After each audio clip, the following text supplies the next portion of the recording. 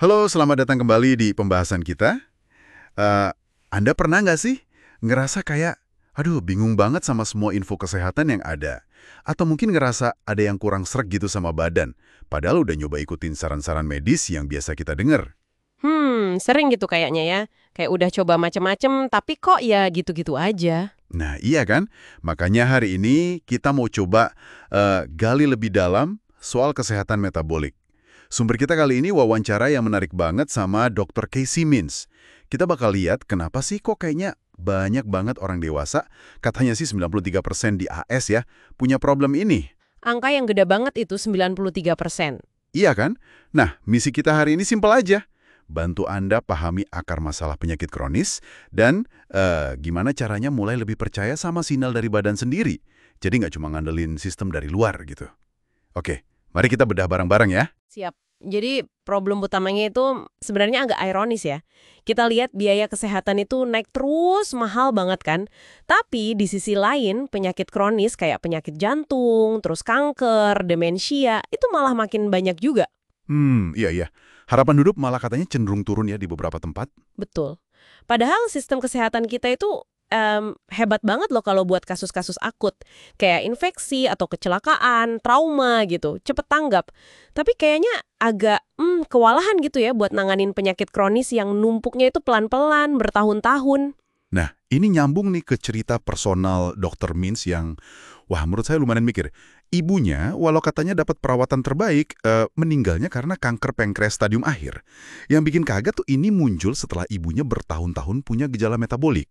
Kayak berat badan susah turun, kolesterolnya tinggi terus, udah pradiabetes juga. Oh, jadi gejalanya udah lama ya, tapi diobatinya satu-satu gitu.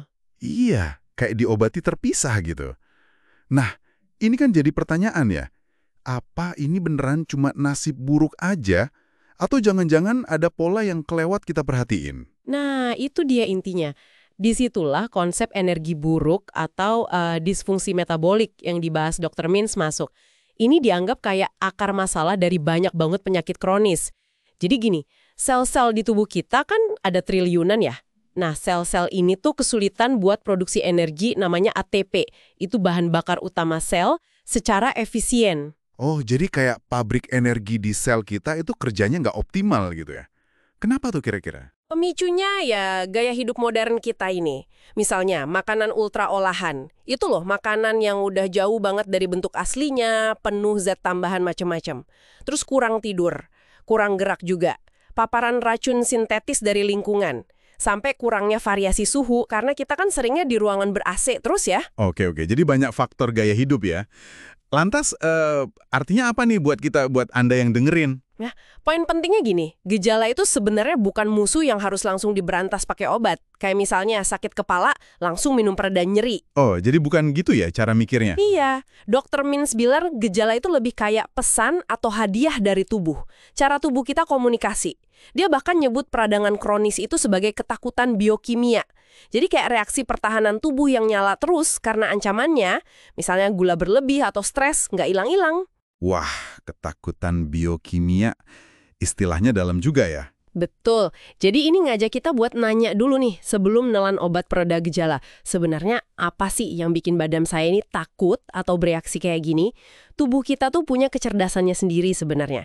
Kita bisa mulai percaya sama sinyal internal ini, apalagi sekarang kan ada teknologi bantu kayak wearables, sensor glukosa, atau tes lab mandiri. Itu bisa bantu kita dapat gambaran lebih jelas.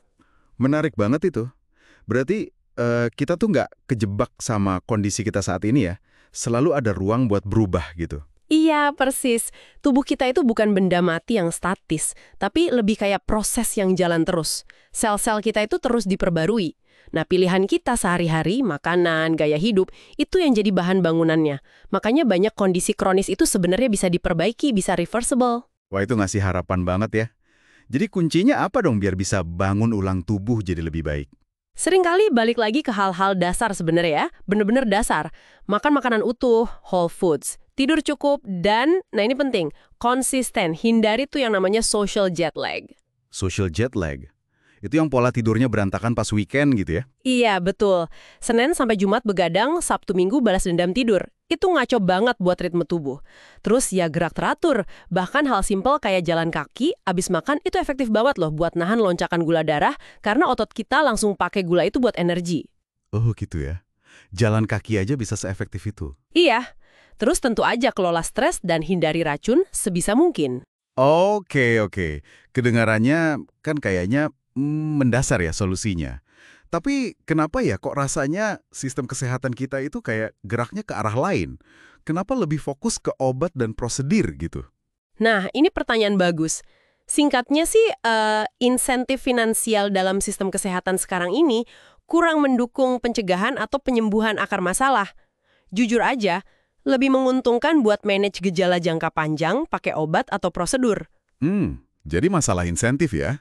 Bisa dibilang gitu. Contoh gampangnya, coba deh lihat iklan di media. Dominan banget kan iklan farmasi? Itu kan ikut ngebentuk persepsi kita soal kesehatan. Atau fakta kalau dokter seringkali waktunya terbatas banget buat satu pasien. Jadi ya lebih gampang ngeresepin obat buat gejala daripada gali-gali akar masalah gaya hidup yang butuh waktu lebih lama. Ini bukan salah dokternya ya, tapi lebih ke sistemnya secara keseluruhan. Simple, yang gampang diingat dari sumber kita. Pertama, makan lebih pelan. Oh, makan pelan. Emang ngaruh ya? Katanya sih bisa ngurangin risiko sindrom metabolik sampai 4 kali lipat. Lumayan kan? Wah, signifikan itu. Oke, makan lebih pelan terus apa lagi? Kedua, targetin jalan kaki di atas 7.000 langkah per hari. Ini katanya terbukti banget ngurangin risiko kematian dini, demensia, diabetes, macam-macam lah. Iya, itu tadi ya, karena kontraksi otot pas jalan itu bantu sel nyerap glukosa langsung dari darah.